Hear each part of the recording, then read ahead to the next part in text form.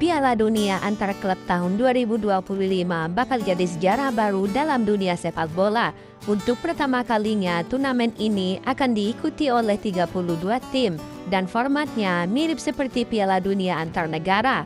Digelar di Amerika Serikat mulai pertengahan Juni, event ini bukan cuma jadi ajang untuk unjuk gigi klub-klub terbaik dunia, tapi juga jadi ladang uang dan sumber kontroversi besar.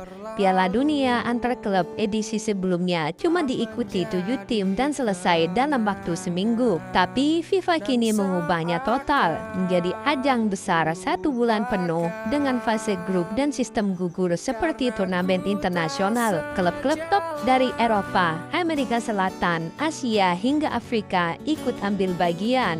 Ada Manchester City, Real Madrid, Chelsea, Flamengo, Al Ahly, Urawa Red Diamonds, dan banyak lagi. Tapi bukan cuma soal gengsi, turnamen ini juga jadi ajang bisnis besar-besaran. Hadiah yang disiapkan mencapai 1 miliar dolar Amerika Serikat yang akan dibagi ke 32 klub peserta.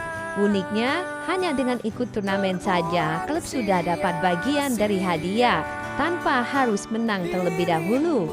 Tapi tentu saja semakin jauh melaju semakin besar hadiahnya. FIFA mengklaim ini sebagai bentuk baru kompetisi global, memperluas pasar sepak bola dan memberi peluang klub-klub non-Eropa untuk tampil di panggung dunia. Tapi sayangnya banyak yang gak setuju. Kontroversi mulai mencuat dari sisi pemain.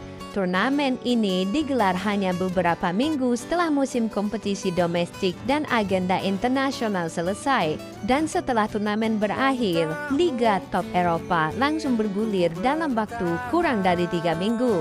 Artinya, pemain nyaris tanpa libur. Mereka dipaksa bermain hampir sepanjang tahun, tanpa cukup waktu untuk pulih secara fisik maupun mental. Keluhan muncul dari berbagai pihak. Pemain seperti Kevin De Bruyne dan Manuel Akanji menyuarakan kekhawatiran soal kelelahan.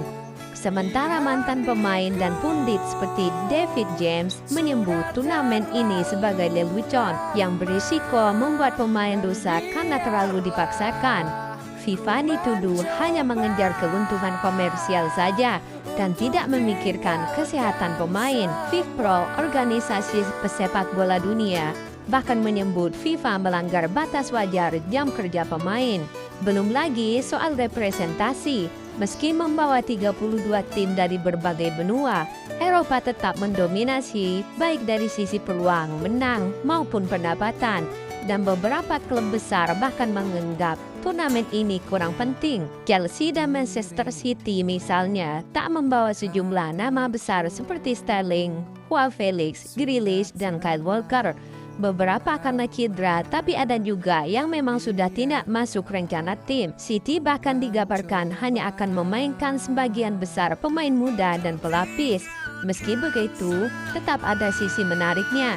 Turnamen ini bakal jadi panggung buat pemain-pemain muda, klub dari Asia atau Afrika unjuk kemampuan, dan fans global menikmati laga-laga seru antar benua. Tapi satu hal yang pasti, turnamen ini bukan cuma soal sepak bola. Ini tentang bagaimana bisnis, politik, dan kepentingan global kini ikut bermain dalam dunia yang seharusnya hanya soal si kulit bundar.